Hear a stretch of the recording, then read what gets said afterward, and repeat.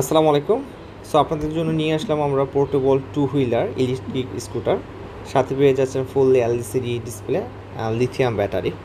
So 36 voltage 10.5 ampere lithium battery, প্রায় আপনি এক চার্জে 30 কিলোমিটার পর্যন্ত রাইড করতে পারবে।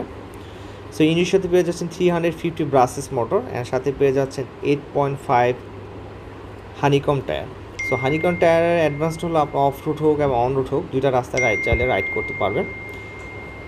সো আপনার চার্জিং সময় লাগবে 4 থেকে 7 আওয়ার্স।